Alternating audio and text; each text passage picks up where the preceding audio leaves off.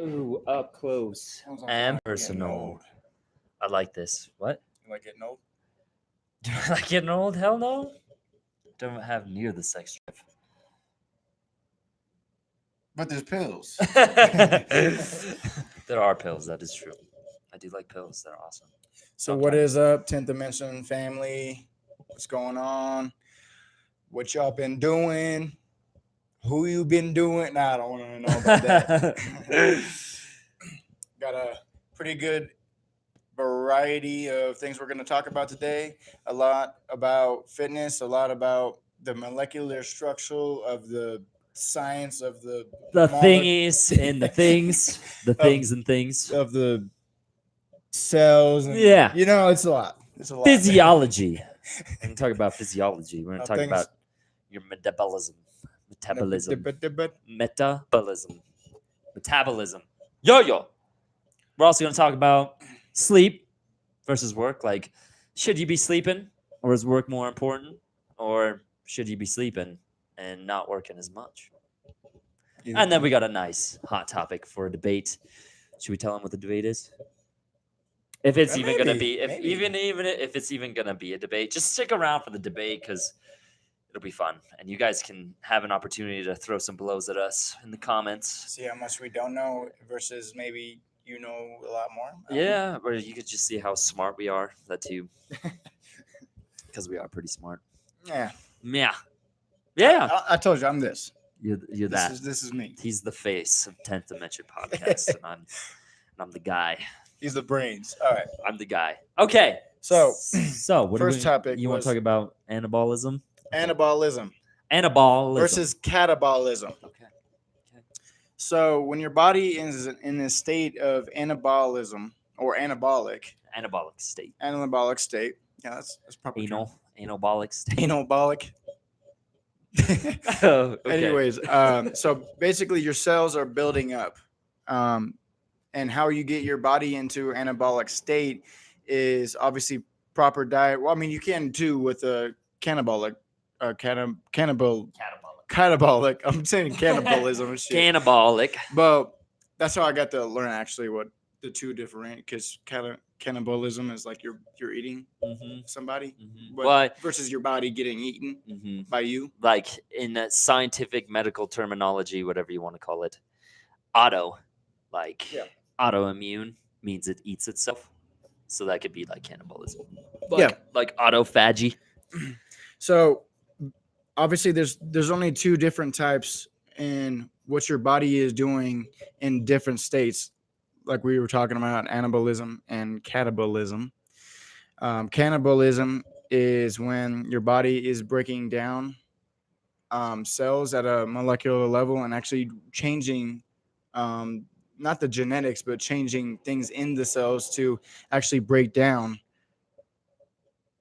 what Yeah. you're, you know what I'm So saying? like, oh yeah, Like so ATP versus ADP, yeah, all that, but both obviously use ATP, which is energy Yeah. for your cells. Mhm. So how you get in an anabolic state is obviously your body is using a lot of hormones. Obviously, I mean, catabolism uses hormones as well, but it uses hormones to build muscle, to actually retain fat.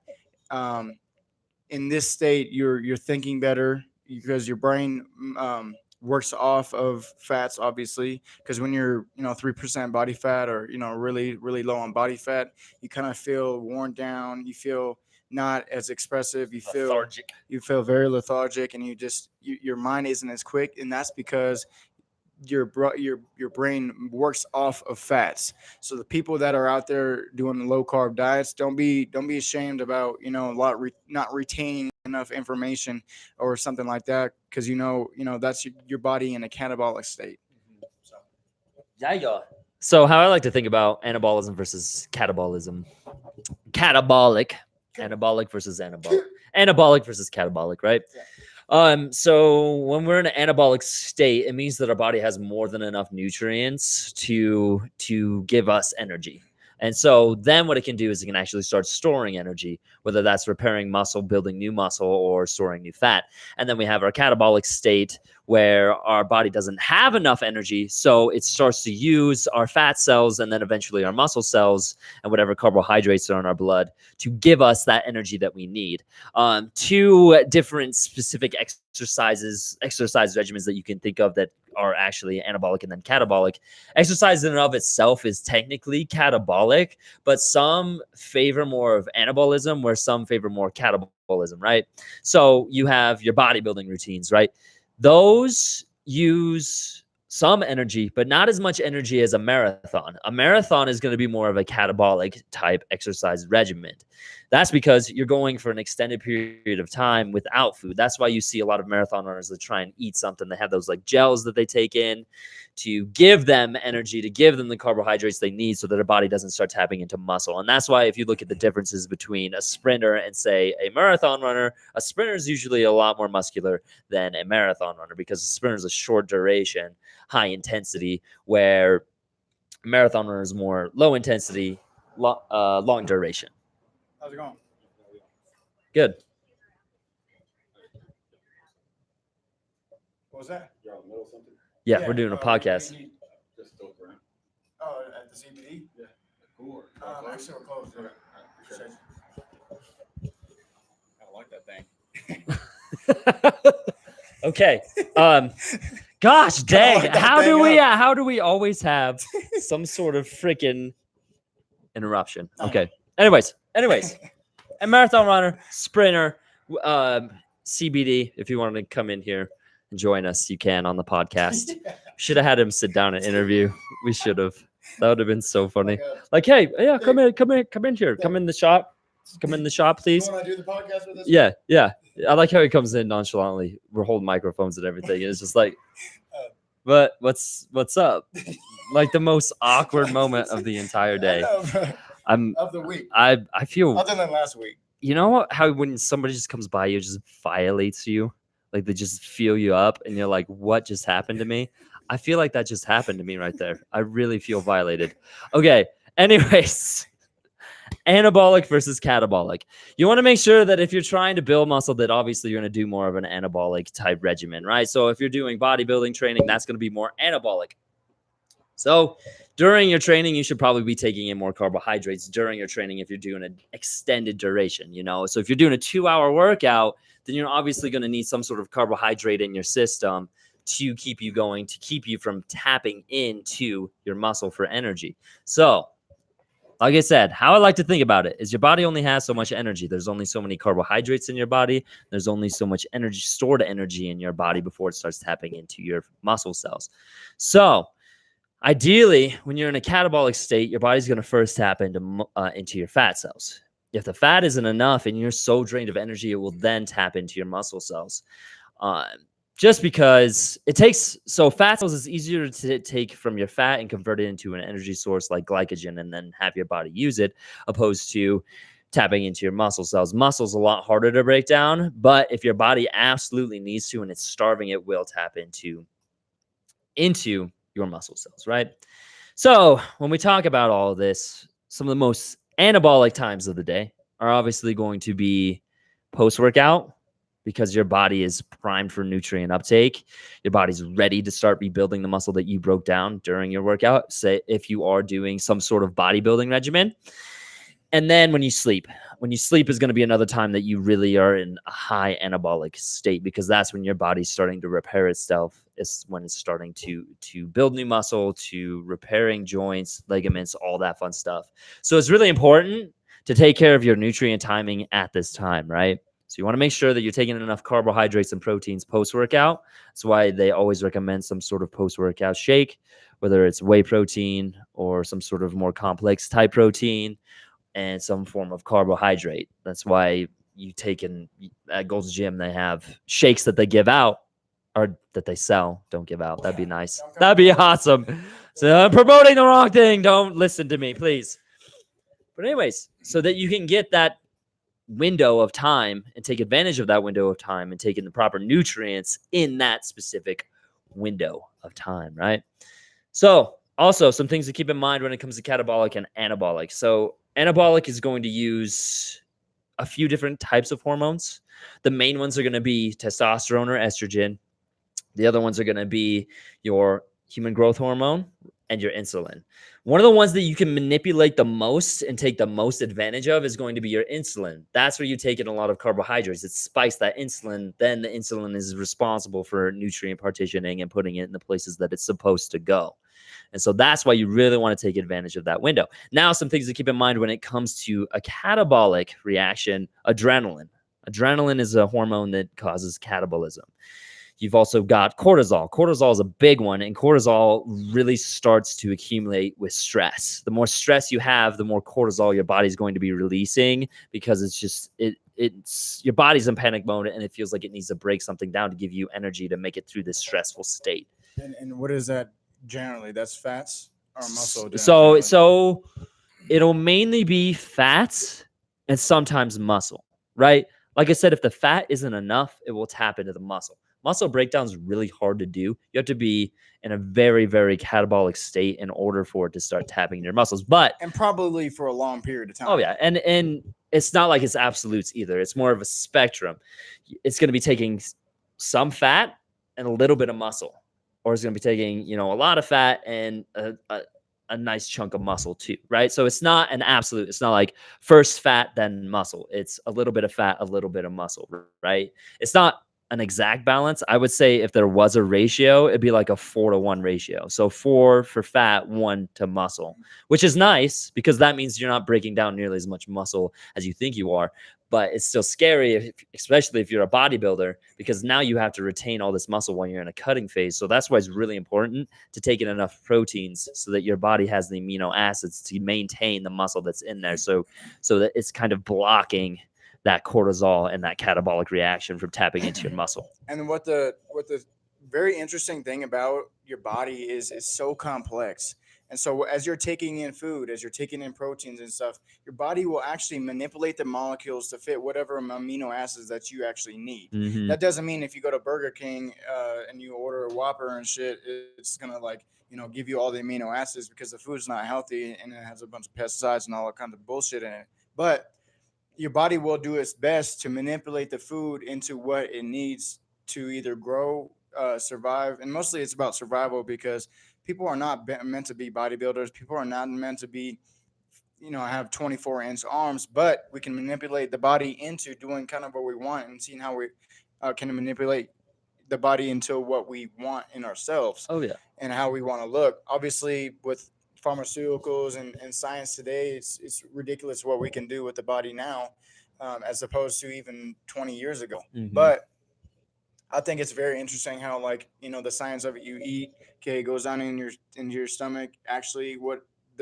all the acids and stuff are doing is manipulating cells into becoming what is going to be a part of your body. So basically, you are what you eat. Mm-hmm. Truthfully. Oh yeah, I totally agree with that. And another thing to keep in mind when it comes to junk food and specific things like that, there's a lot of additives, preservatives. There's specific things that are in that food that are going to get into your bloodstream, that are going to have to go through your kidneys. And a lot of it is heavy metals. And if you look at heavy metals are directly linked to a lot of diseases, especially cancer. And it's a good idea to have a healthy diet, because you're already taking in a lot of heavy metals just with the basic food that you're eating, even if it's healthy. And so foods that are good to detox of you of those heavy metals are going to be like your dark leafy greens, your broccoli, your spinach, your Brussels sprouts, all that fun stuff. Those are berries as well. Berries too. Yeah. And berries mostly for the antioxidants. So what's funny is that you have your free radicals. We're getting down into the biology of everything now. Your free radicals are essentially what cause cancer. It's oxygen that's missing an oxygen. So oxygen, when it's by itself, will pull an electron from any molecule, anything. It can pull it from anything because it's such a strong charge. So an oxygen by itself is called the free radical. So when you take an antioxidant, when there's antioxidants in your food, whatever it is, that antioxidant is essentially giving an electron to that oxygen and making it O2, right? So then it's not pulling it from some sort of cell or molecule in your body and then creating some sort of weird mutation that causes your body to have a normal cell growth. So that's one thing that antioxidants do for you. And it's really important to take that because the older you get, the higher your chances are of having a free radicals in your body. And it takes it's not like one free radical and all of a sudden you get cancer. It takes a lot of free radicals for it to really start affecting your body. But and you can think about it with skin cancer too. You get sunburnt, your skin dies, your skin starts repairing itself. Now this is where skin cancer can happen because your body's repairing the skin on your and the skin on your body is one of the largest organs in the entire human system. And so since it's such a large area, if you burn your entire back, that's a lot of area that your body's repairing. And when it goes into that repair process, it's developing new cells. And when it's developing new cells, the chances of there being a free radical are very, very high because of cellular respiration and all of the different energy systems that the body goes through in order to repair that skin, right? Well, I mean, and a cancer cell is basically a cell that's, obviously not 100% perfect, in which that's your body needs to obviously get rid of that, but that keeps on repopulating, and that's also, obviously that's what causes cancer, is that repopulation of that bad cell. Mm-hmm. What is crazy is, I'm going to kind of tie off a little bit Yeah. in the cell department, was what I learned actually today was like cells are actually magnetically combined together by negative and positive, what do you want to call it? Yeah, it's like your polarization. Yeah. I just learned that today, and I'm 25. Nice. Learn But I'm something new. learning. Learn something new learning. every day. Yeah. Yeah. That's all that matters. That's all that matters. It's I think that's polarization, I think that's what that is. It's been a while since I've taken biology. But I'm a science nerd, so Yep. don't ask me to do math. I suck at math. Man, I freaking hate math. That is the stupidest thing ever. Like 1 + 1. Who cares? I got a calculator on my phone. Yeah, bro. Yeah. 1 + 1 is 4. Right? Teachers taught us that we're never gonna have a calculator in our whole life. Like, we're not gonna be carrying around just calculators. Yep. That was a lie. That was a lie. Because Results now, came in. yeah. And then That also, was a lie. They also said you were never gonna be able to carry a dictionary around or a freaking intelligence source that makes you 10 times smarter than you actually are. Could you imagine how stupid people actually are without a phone? I'm still stupid with the phone. So yeah. Anyways, anabolism, catabolism, two things that play hugely into your fitness goals. Keep in mind that if you are doing any sort of long duration cardio, like a marathon, you're gonna want to make sure that you're taking in some sort of nutrient, or else it's going to tap into your muscle cells and start taking away from that. Catabolism is sometimes a good thing too. Keep that in mind. It's your body's way of going into survival and keeping you alive, which is paramount to your body. And then anabolism is your body in a state of building up. What's funny is that I think the body's original purpose of anabolism was just to store enough energy in between meals for our tribal ancestors to be able to survive, So you go into anabolism, you store a lot of fat, you store a lot of muscle, you store a lot of energy. So say you kill a buffalo and all of a sudden you just mow down on the buffalo, you eat all the fat, you eat everything on this sucker. Yeah, all the way down to the bone, and you use every single piece of it.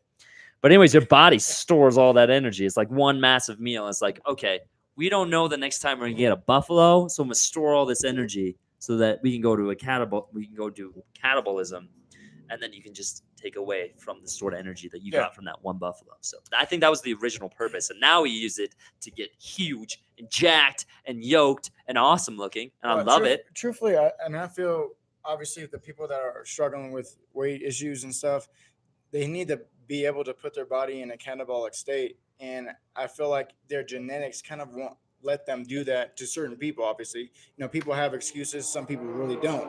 Just get in the damn gym or get in the gym and work. But some people can't morph over into that catabolic state where they're not burning fat. They're not getting that heart rate up enough, or whatever it takes to get that ADP turned around and then that ATP. You know what I'm saying?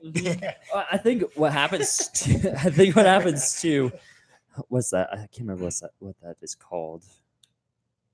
That specific reaction you're talking about. Anyways, I was trying to be smart. I'm not smart. Glucose. It's like And then it splits off into two. yeah, You know what I'm saying? With the P- with the two ATP Ps. reactions. But what is it called? I don't think it's cellular.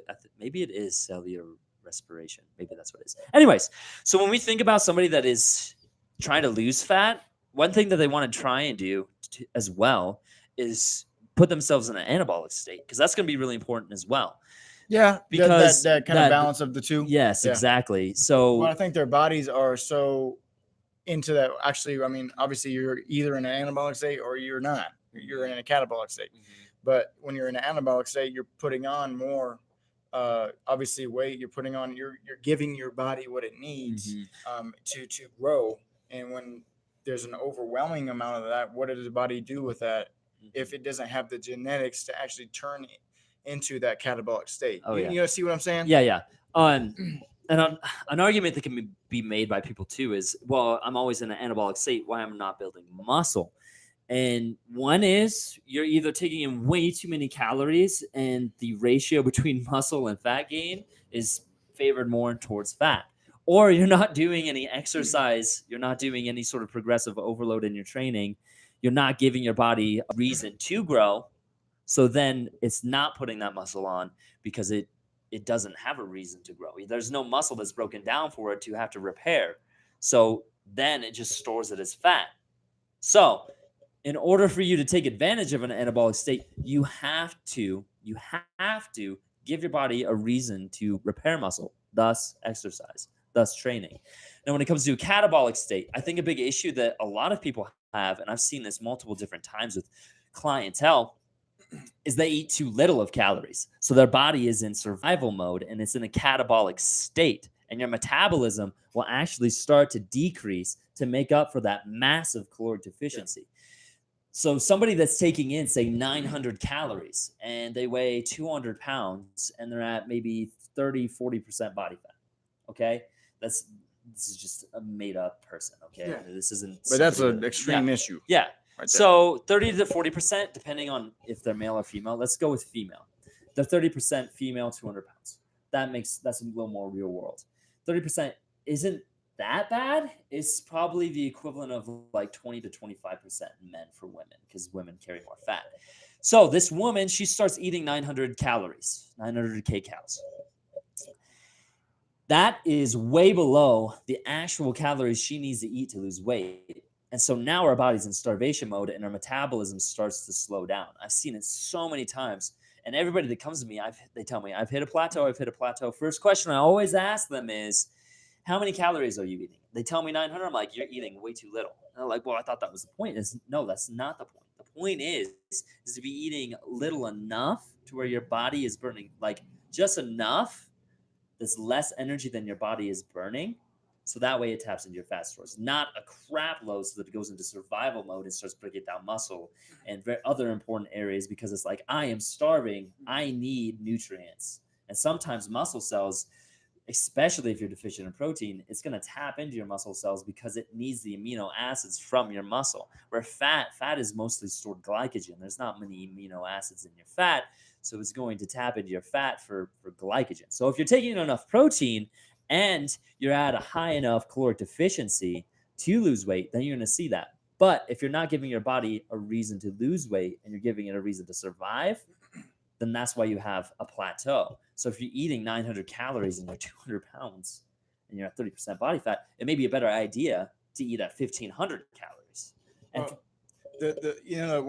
When you go to, sorry to cut it off. no, you're but fine. when you see a bodybuilder, like, well, this is my cheat day, and the reason for that cheat meal is so their metabolism kicks back in. Instead of staying in that catabolic state, you get your metabolism going again, and not only can you obviously keep track of your lessening of fat, and obviously you're going to lose muscle when you're losing weight anyways, but your metabolism gets kicked in again instead of going into that survival mode where it starts taking the amino acids from, because when your body is in a survival state, it's not healthy, because obviously it's taking muscle, it's taking fats, and like I said, fats are good. It just depends on when you use them and how you use them and how much you have, because obviously if you want to cut weight, you want to cut fats. You don't want to cut muscle, but you have to sacrifice 4-1. You know what I'm saying? So you got to make sure that you're doing something right. Make sure you have the proper diet, proper coach that knows what he's doing, not just some dude on the street that, looks kind of good and you trust him or something. Your Instagram models that Yeah. have really good genetics but don't know jack about training Yeah. or training science. That's a big one that you see anymore. It used to be back in the day before we had social media. It was kind of that guy that was walking in the gym. People come up to him and ask him for advice. And granted, there are some people in the gym that Absolutely. are huge that know a lot about bodybuilding and know a lot about nutrition and know a lot about the science behind everything. But a lot more of the times you have somebody that's just naturally talented in the sport of bodybuilding and building muscle, and somebody comes up and asks them for advice, and they're like, do a high volume approach, focus on just the pump and yada yada yada. And it's very vague and not very Yeah. directed towards the specific individual. And so then you start to have issues of them trying to train like the elites. And when they try and train like the elites, they get burnt out. They wonder why it's not working. And it's because you're not training to your specific physiology, right? Well, truthfully, I mean, that was me for a long time. Not knowing why I'm getting bigger. I'm just doing it in the gym. Do some protein, bro. All right, protein. Okay, I'm getting bigger.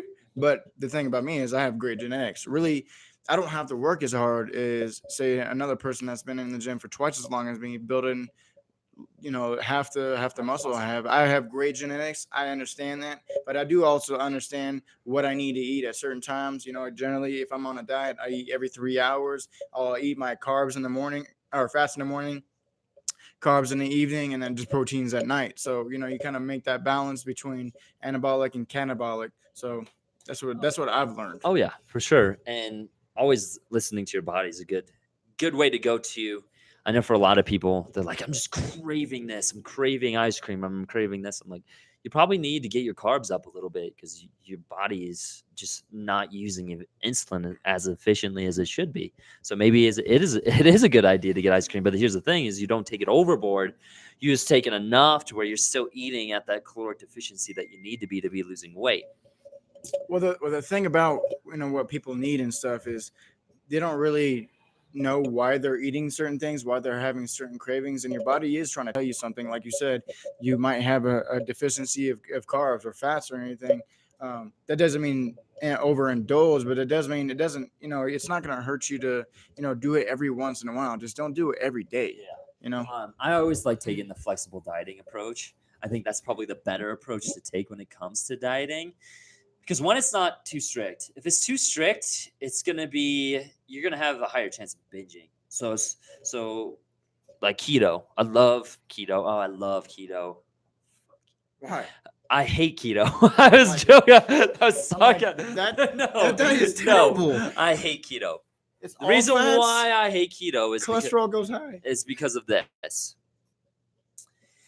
You get to eat bacon, and you can eat all the bacon that you want. And then people are like, I ate all this bacon. I'm doing the keto. I'm in ketosis, but I'm not losing weight.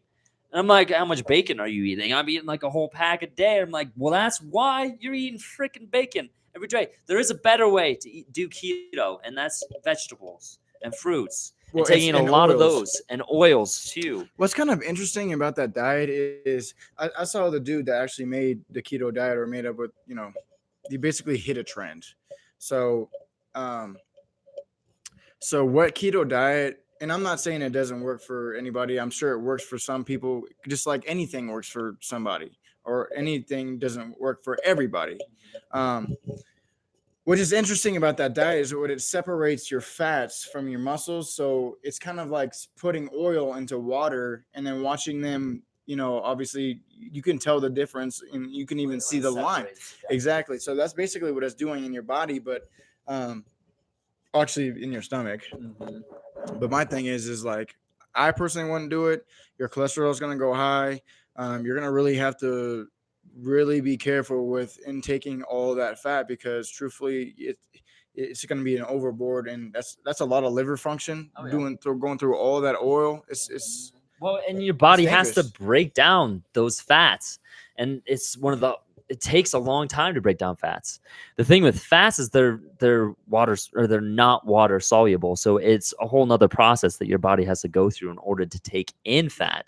It almost has to encompass the fat in water and then take it into the cell. That's the only way that it can really do that. I think that's how that works. I'm not 100% sure. It's been a while since I've taken biology. But anyways, you could also make this argument in favor of anabolism versus catabolism when it comes to keto. When it comes to anabolism, if you want to stay in an anabolic state and you want to make sure that you're developing the most muscle and ensuring that you're putting on the most muscle, it's maybe a good idea to not do keto, because your body's first source of energy that it's going to tap into is the carbohydrates in your bloodstream and in your cells. If there is no carbohydrates in there, the chances of your body tapping into muscle tissue is going to be a lot higher. Carbohydrates, and multiple different studies, and even from a base level of understanding, have been found to increase anabolism. So if you think about it, carbs are energy. They are the supreme source of energy. Now, yes, you should be taking in good carbs. There are such things as good carbs to bad carbs. If you're just taking in straight sugar and making the excuse that, oh, I need my carbs, it's not a good idea, because that carb isn't very sustainable. Whereas a complex carbohydrate like whole wheat bread, whole wheat products, beans, anything like that, that's going to be something that's more sustainable, more complex, right? If your body doesn't use, obviously, whatever you're intaking, your body doesn't use. Obviously, you have to know what your body is like. You have to know your body very well, and that's one of the key ingredients of fitness in itself is you have to know your body very well. And if you know that you're not going to be using whatever you ate, say you ate a pack of Skittles at 12 o'clock at night, your body's going to save it as fat and use it as glycogen later. But it's just gonna burn right off too, and you're gonna be hungry 5 seconds later. Yeah, and you're just retaining that sugar for no reason. I mean, not no reason, because I like shit. Last night. I said last night. Last night I had a Hershey's bar, dude. I was like, yeah, bro, I'm smacking this. Yeah, and that's there's nothing wrong with that. Flexible dieting, right? Yeah. But so when it comes to keto versus anabolism and catabolism, you want to make sure that your carbs are high in your bloodstream and in your tissues, because if they are, your body's going to tap into that source of energy, and the likelihood of you entering a catabolic state is decreased by a lot, because you have these carbohydrates in your system that's preventing you from going into an anabolic state, because your body already has the energy needed to stay in anabolism.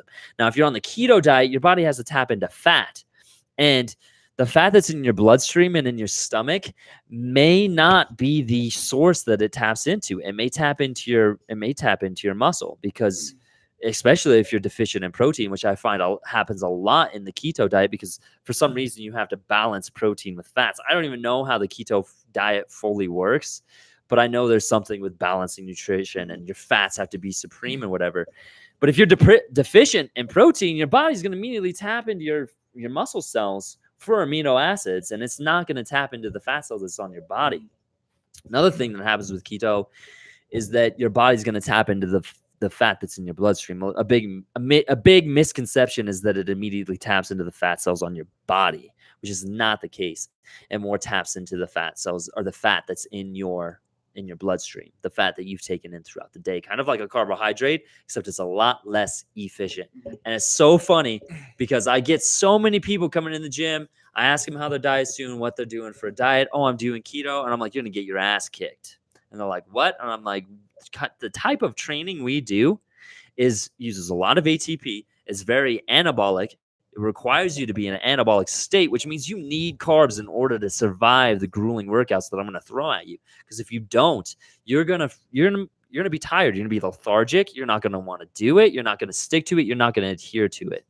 And that's the other thing that it comes down to, is adherence. You want to make sure that you're picking something that you can adhere to. That's probably the number one principle. So if you can adhere to the keto diet, and you can stick to it, and it's sustainable for you, and you like it, and you're seeing results with it, then stick to it. It may not be the most efficient thing, and it may not be something that works for everybody, and we may not agree with it, but if it works for you, then stick with it. It's the same with a workout routine. If you can't adhere to a specific training regimen, but you can adhere to this other specific training regimen, it doesn't matter how bad it is, how crappy it is, all it comes down to is, can you adhere to the schedule? Can you adhere to the program? And if you can, that means that you can then be consistent, which is the number one rule to seeing results with whatever it is that you're trying to do. And if you can be consistent, it's the weeks in and the weeks out, the months in, the months out, the years in, the years out that build incredible bodies that look amazing and that win shows and that look great on the streets and look great in swimsuits, right? That's the stuff that wins. It's not necessarily, and this is funny because now I'm just contradicting everything that we just said. It's not always about what's the most scientifically optimal. It's more about what you can adhere to the best. Well, and it like basically that's the point of everybody's different, and that's true. Everybody is different.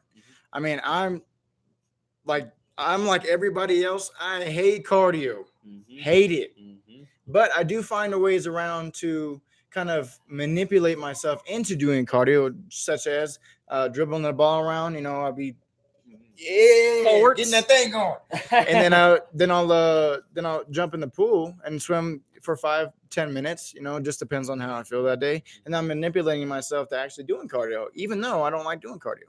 Well, like for cardio, you could make the argument that what sport do you like? Oh, I like this sport. Well, that's your cardio because you can adhere to it and you can do it. You like playing soccer? I hate running, but I love biking. Well, then bike.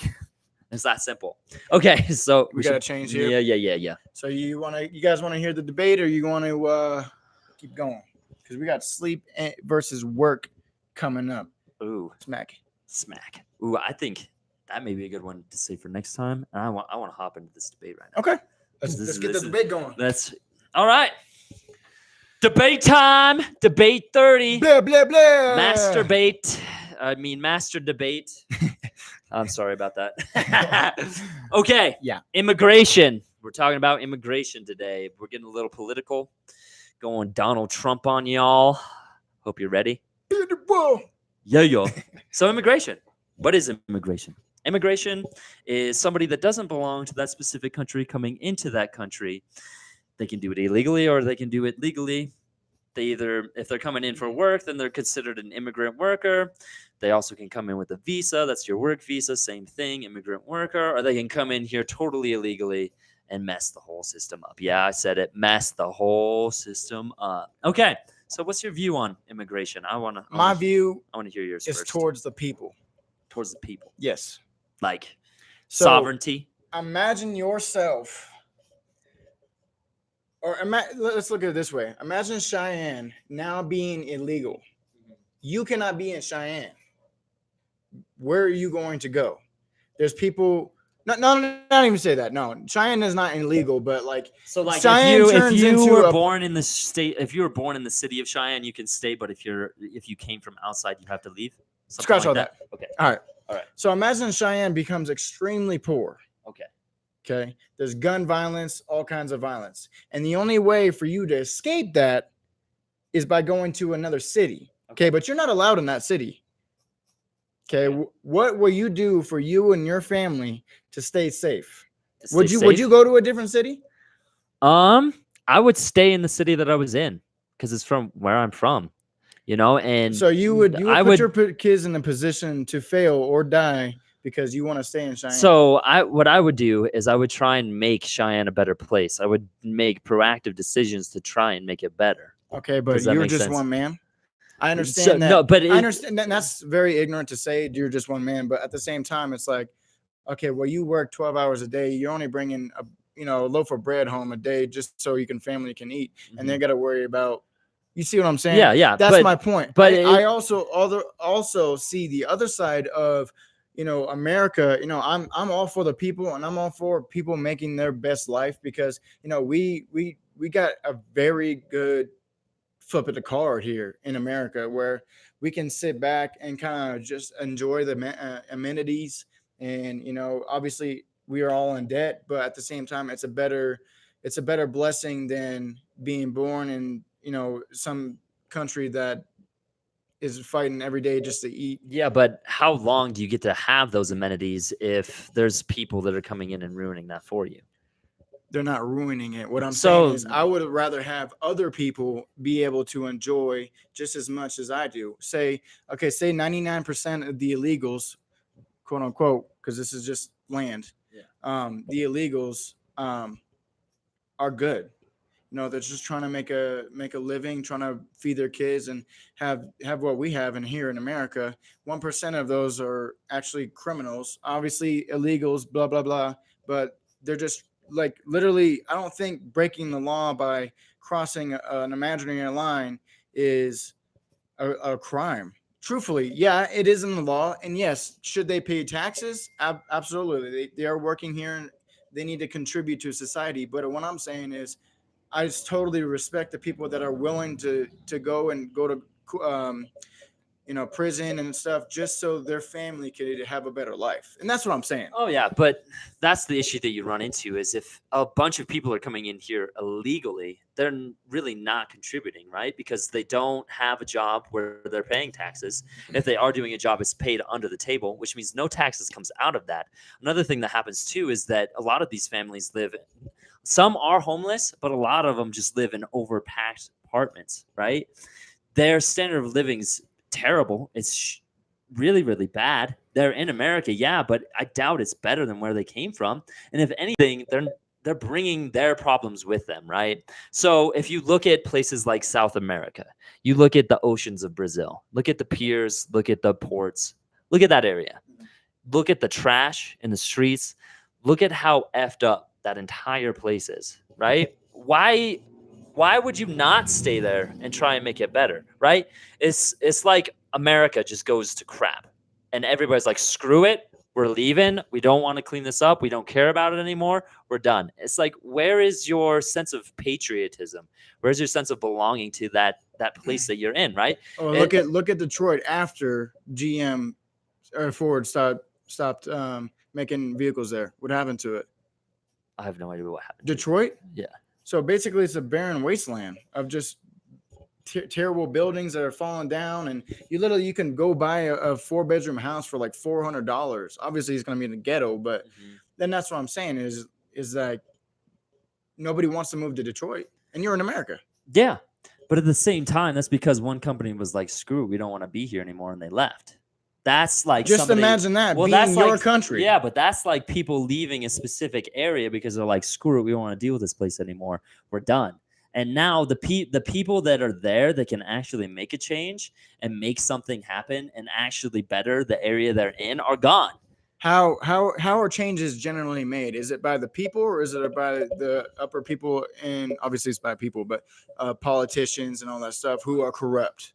So it would come down to sovereignty, right? Do you know what sovereignty is? So it would absolutely come down to sovereignty, and it's who has the most power. And it's not necessarily by the government, right? You don't have to pass a law to clean up the trash on the streets. All you have to do is go out and clean the trash up off the streets.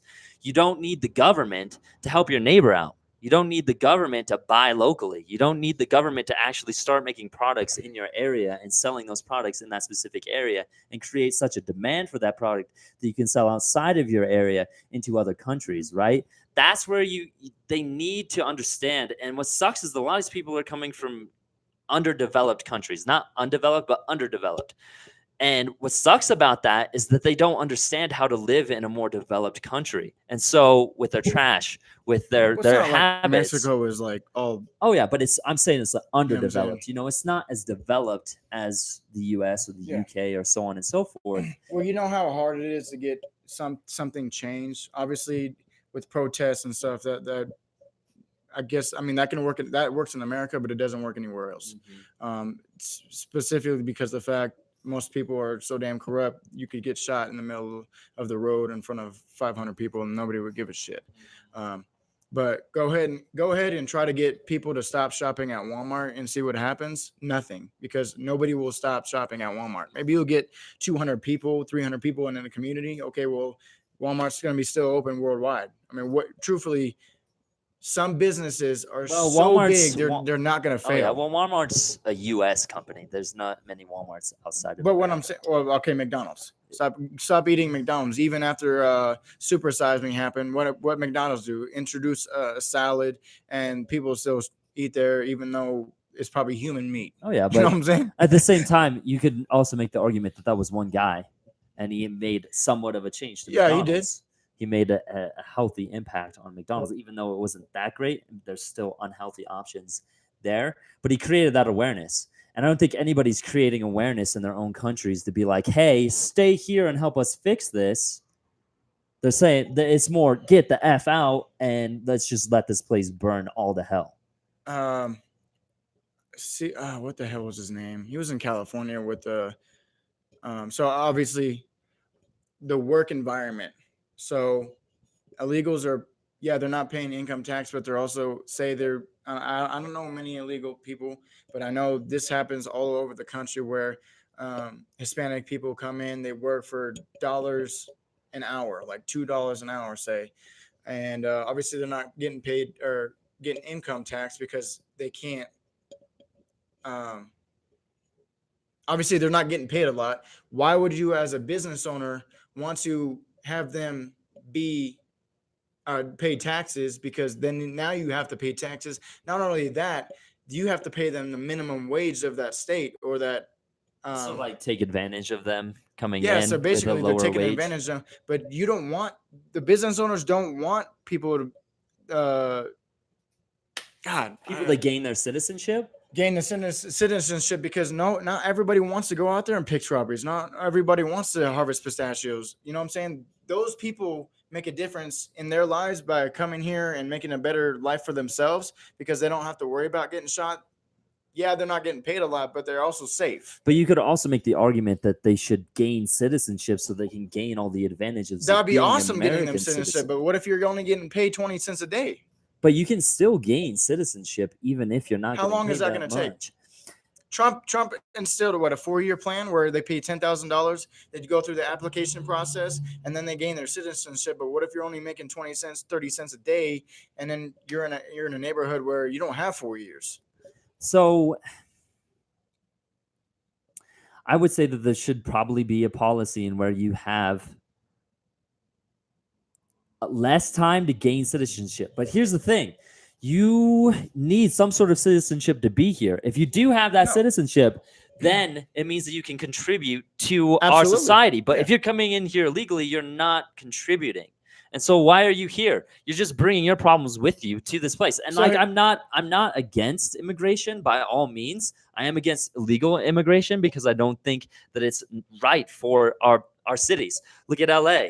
Look at how the homeless population right now. It's ridiculous. And look at how many people are packed into apartments. 60,000 in LA. Those are dangerous places. And migrants, people coming in illegally, are coming in from that specific border and coming into those specific cities, right? Are they making that city any safer? No, they're not. Yeah, they're not. They're making it more dangerous. Yeah, they are. I completely agree with that point. But they also have a right to freedom of being a person because you're born on fucking earth. Oh yeah. You know what I'm saying? People have necessities that they should be given in this world. Yeah, but when does it become more important to save an individual opposed to a human race? It's not even about that. Truthfully. Okay, so look at it this standpoint. But you see my point though, right? No, I totally do. And you have great points, but let me flip it on this edge here too. Okay, so say Trump passes that everybody can be legal. Okay. What's going to happen first is there's going to be a massive influx of people in America. The citizens then will receive minimum wage, which will drive prices extremely high. Not only that, prices for food, prices for housing, everything in America will skyrocket while you're still getting paid the same wage.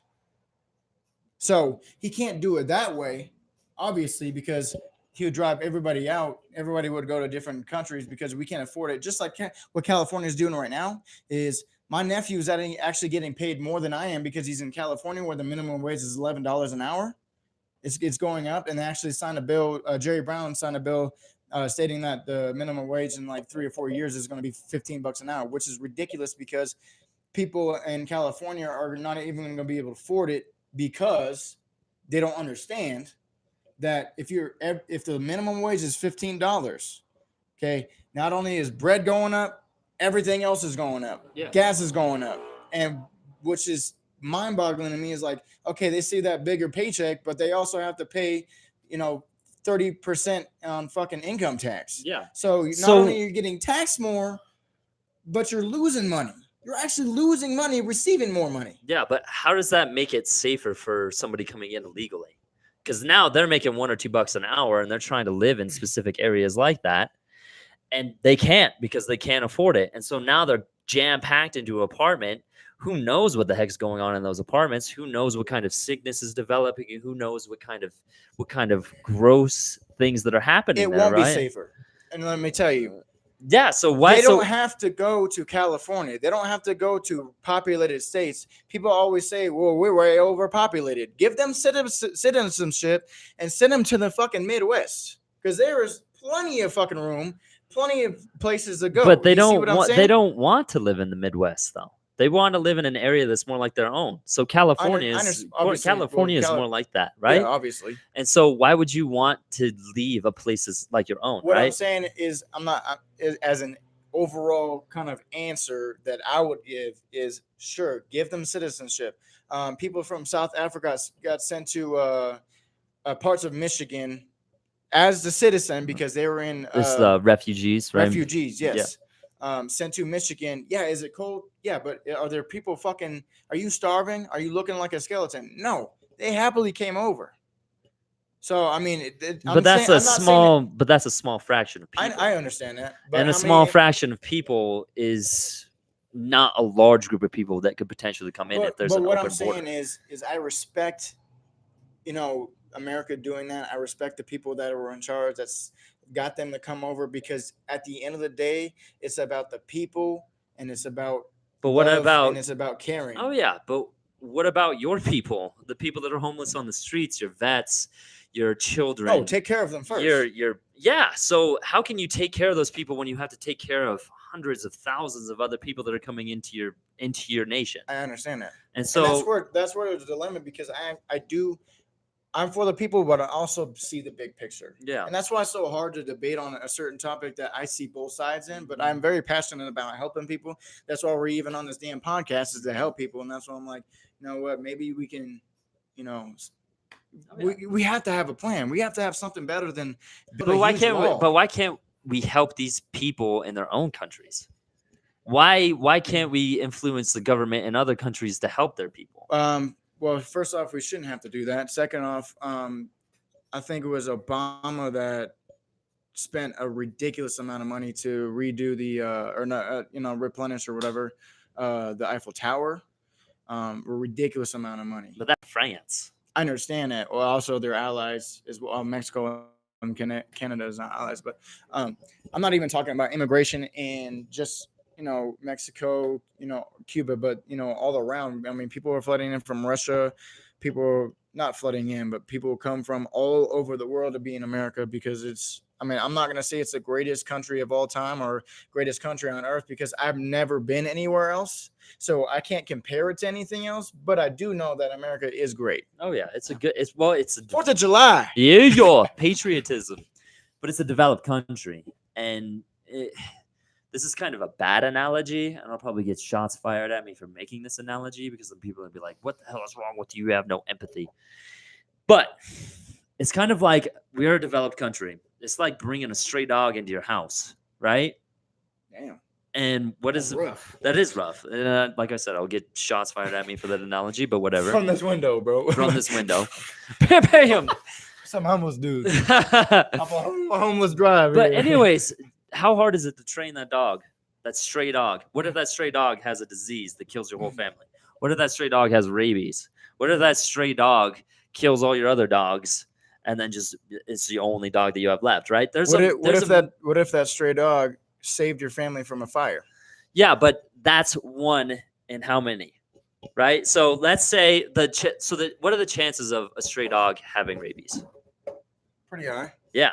So now you take 1 million dogs and you bring them into your house. What are the chances of one of those having rabies? So That's extremely high. So here's the point of this whole debate in that, on my side at least. Okay. 99% of the people, I'm not even talking about anything. 99% of people in America and in the world are good people. Oh, yeah. 1%. Okay, 9 and 1. Say I would say like 70, but no, I'll say 90 because truthfully, you see all these murderers, killers, gang members and stuff, but that That could be a is- moral argument, and you could, because there's a lot of good people that are terrible. that's true. Good people. No, well, I mean, I know plenty of people that have been gangs or current gang members that are good people. Mm-hmm. Just because they were raised in a certain environment, not suitable for what we view as a society, because obviously it is negative. Killing people is negative, Yeah. but what if you don't know any different? Once you want to make your life a little bit better by trying to do anything that you could to get your family off the streets or family in a better position. But like you said, you don't know any better. So you're coming into a place that you don't know any better in, and But you're making it worse. Can these people learn? And I'm not talking about these people as in like, Hispanic. You racist bastard. What I'm saying is like, can illegal people that I don't feel like, can they be able to learn? They don't even have to learn the customs. They already know the customs. Shit, in California, I'm learning culture. I'm learning Hispanic culture. You know what I'm saying? Like, yeah. Personally, America doesn't even have a culture. It's just America diversity culture. So they don't have to learn to be nice to one another. They already are. I'm talking about in a general sense. Oh yeah, for And sure. in this kind of case, I'm talking about Hispanics because I know a lot of Hispanics, fantastic people. I've known a lot of illegal immigrants that are Hispanic, and does that mean they're gonna go and give me a disease or gonna rape or kill anybody? No. Yeah, that's true. But you're asking the question of whether they can learn. But the question really is are they willing to learn? You're asking learn what? So Learn what? So you were the one that said, "Can they learn?" I was. What were you gonna say? Can they learn? Can they learn? I don't even know. They don't even need to learn. That's what I said. They don't need. What do they need to learn? To be nice? Oh, I was thinking that you're talking about on the aspects of like how to learn to be in America. Oh, To be an American. America. But what I'm saying is that Well, I'm not saying people are very, very aggressive when it comes to something they don't know about, something that people all over the world, when you come up with a challenge and we come up with something that's a little different than what you believe, that means it's wrong. I don't believe that. I feel like there should be progress always. I feel like the diversity of America is what makes us the greatest country in the world, because I just went off a little edge there, but because we have so many people with so many religions, so many backgrounds, so many races, that I think that's what makes us the greatest country, because there are so many people, in different cultures that you can learn about. And just because you have a religious or political view, that doesn't make you a bad person, nor you can learn from that person and maybe develop a different perspective instead of just learning the same thing over and over and over through hundreds of generations and stuff, and you don't even know why the fuck you're even believing it. You see what I'm saying? So it's like it comes to a point to where, am I gonna go back on my where my upbringing is and just stay at not even learning anything else because this is the way it is. This is because my parents told me that. That's because their parents told them that. All the way down to the first settlers here from my part of the family, Germany and France, the Schneiders and the Du Boises. Am I going to inherit those views because they believe that, or am I going to try to learn myself and become a person that I am? Oh yeah. You see what I'm saying? And I would say that progress is necessary, and anything that inhibits progress is something that should not be around. And so if it's going to inhibit the progression of, say, America, if it's going to inhibit your progression as an individual, if it's going to inhibit your progression through your life, through rising up, through, making it to a higher level of living, to a higher level of success, whatever you define that success as, then it should not be in your life. It should not be in your vicinity, right? Because now it's holding you back. Now there's a stipulation to be made, right? Yeah. For me, I would love helping people and I want to help people. But there's a certain point where you help, and you forget to help yourself, that you're run down and you're sick, right? So at what point do you draw the line and say, okay, I need to take care of myself and stop helping other people? And then you can bring it to the wider spectrum of everything as to, okay, we can help these people, but how much is it going to hurt the people that already need our help within our vicinity, and how much is it going to hurt us as individuals? I right? see that And I'm point.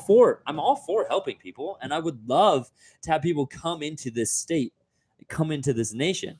But the fact is that if you're coming in illegally, if you're coming in the hundreds of thousands, you're not contributing, because one, you're not going to be paying taxes. If you have access to welfare, then that's something that you absolutely don't have to pay on. So at what point does the cost of living for us, the people that have been here, start to become so much so that we can't even buy a gallon of milk? There's a certain point where the glass gets so full that Yeah. it starts to overfill, I get and then you it on that. makes a That's a good huge point. mess everywhere, right?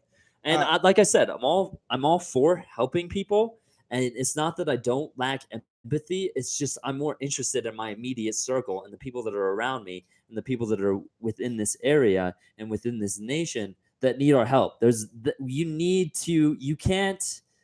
You can't help somebody if there's 3 people in your way that need your help. Does that make sense? Yeah. So it's like trying to save somebody that's drowning, but there's 3 other people that are drowning in front of you. Well, you gotta also understand that America views itself as the world's police, and we're in Iran and all these other damn countries for no fucking reason. So, I mean, the reason is obviously fucking money and oil. That's really the only reason. And basically, in that point is, if we feel like we're such the American police, why can't we police our own country? You see what I'm saying? Yeah. So, if we got internal problems that we can solve, which obviously prison is a huge issue, because people are in jail for life on a fucking owning a plant that's legal in most states. I mean, isn't that an issue itself? That's ridiculous. If I got caught for weed, whatever I have, they say I'm trying to sell it and stuff, that is illegal. Cool.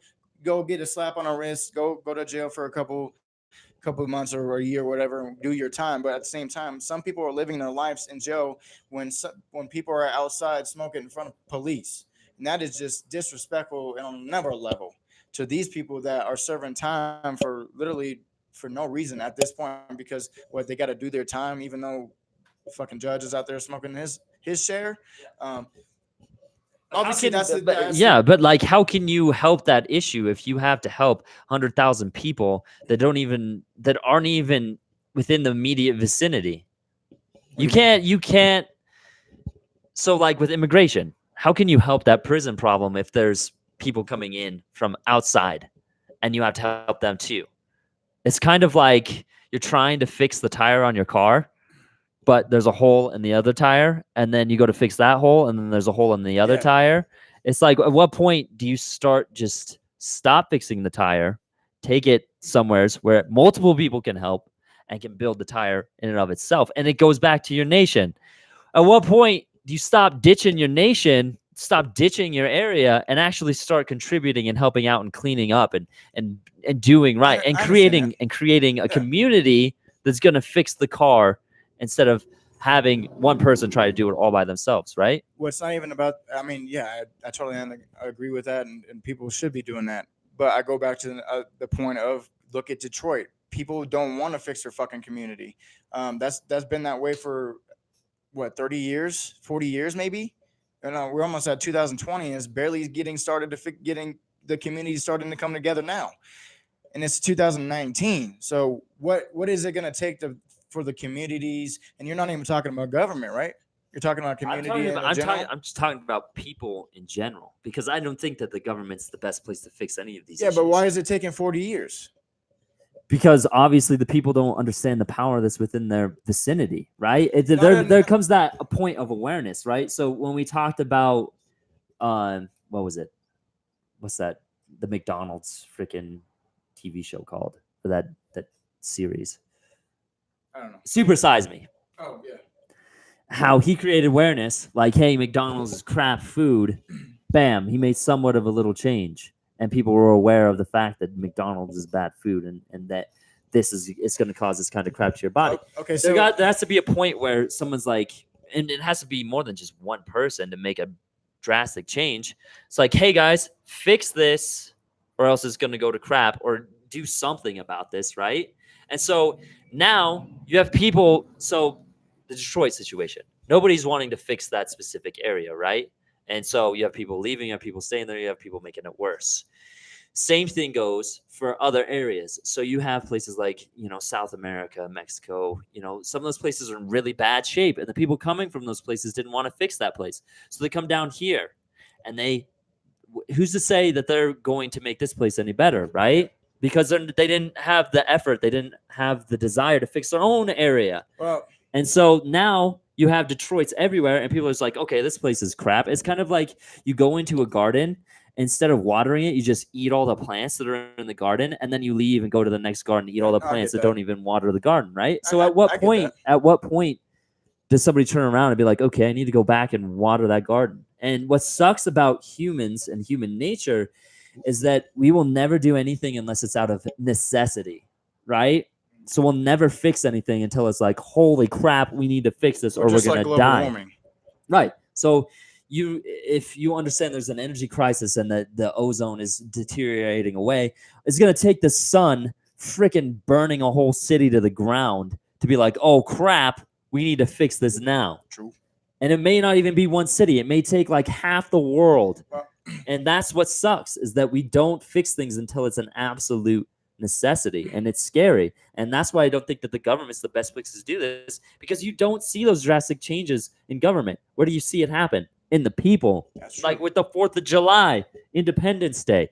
When did we gain our independence? When everybody was like, screw this, we're not tolerating this crap anymore, we're going to create our own nation and we're going to declare our independence. And it took a group of people to make that happen, right? It's the same thing with all this. Back then, I mean, they had a different mindset. They were doers instead of just kind of pushers. Well, and what sucks about America and why so many people come here is because we enable laziness, and we enable the just dream mentality.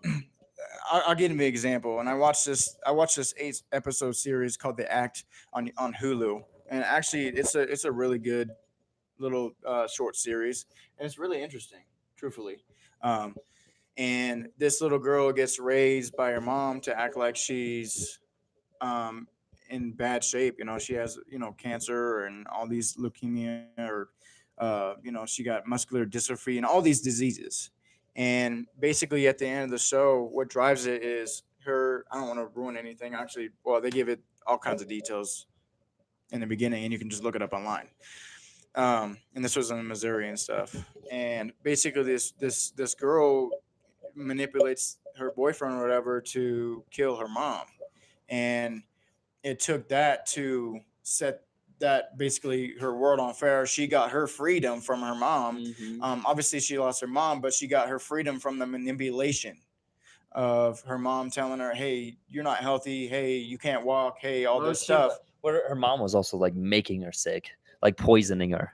Well, in the series, she wasn't. I don't know if she wasn't in real life, but she had a feeding tube, and she said she can't eat sugar. And when she started eating sugar, like she's like, I'm fine. Yeah. I can eat cake and all this stuff. I don't need a feeding tube and all this stuff. Okay, well, put that perspective in a person that's brought up with a gang mentality and doesn't know anything better. And this is in America. Doesn't know anything better than drugs, sex, money, guns, killing, and his whole life, that's all he's learned. But then he grows up, gets put in jail. He's like, well, that's all I know. So is he a bad person because he got put in that body by God?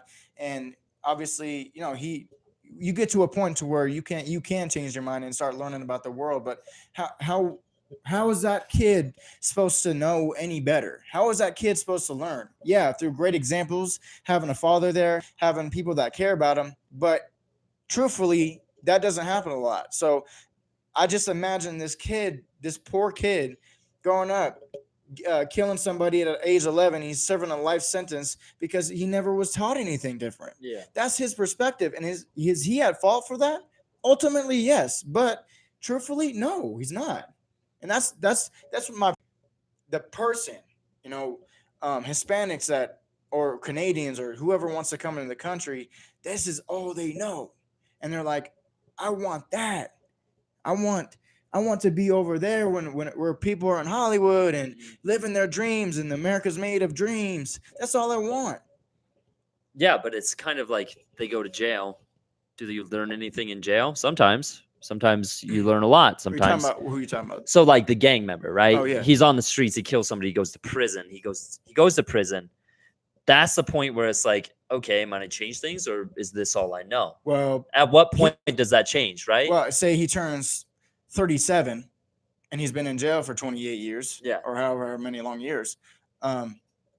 Okay, well, he's already serving a life sentence. He can't be a good person and contribute to society because he's in jail for the rest of his life. Yeah, 'Cause but he what if wasn't he? taught any But different. like, if he let's say, a good example is, a young kid kills a guy, gets tried for a felony. He spends maybe 40 years in prison.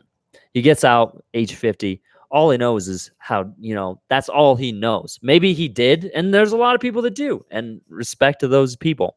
But you get out, what do? You get out of prison, what do you do?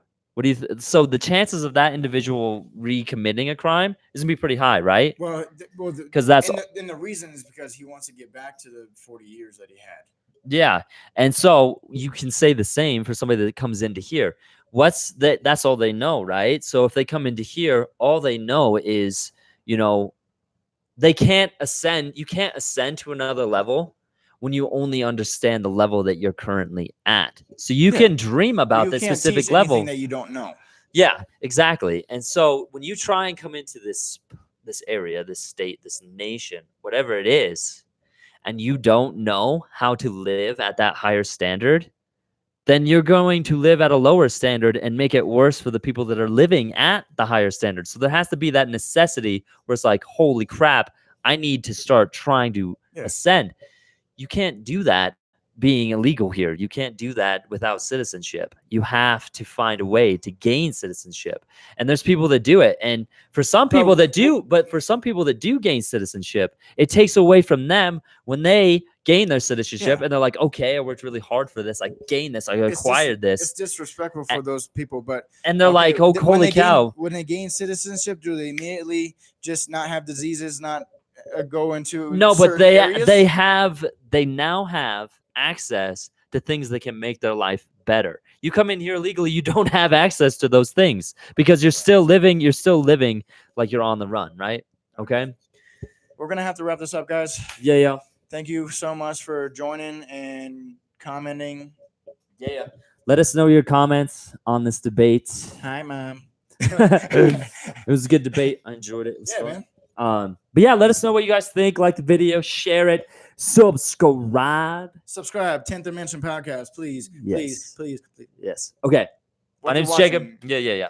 If you're watching. Well, thank you, like I said, so much. On Instagram, you're going to follow me at KTFit42, as well as my clothing company, Big Dreamin' _apparel. That's Big Dreamin' _apparel, as well as 10th Dimension Podcast on YouTube. Hit that subscribe button, hit that share button, hit that comment. And Instagram. Find us on Instagram, 10th Dimension Podcast. Yeah, I forgot about that. My name is Jacob Preston. Find me at Jacob Preston Fitness on Instagram, Jacob Preston Fitness on YouTube, and Jacob Preston Fitness, Jacob Preston Online Trainer on Facebook. You can also find me on Facebook too. I would give you my address, but I'm sure there's going to be a few hits on me, so I'm not going to give you that information. Give you my social security. Here's my social security number. Here's my license plate number. Here's what I drive. Okay. Thank you guys for watching. We'll catch you next time. Love. Peace. Peace.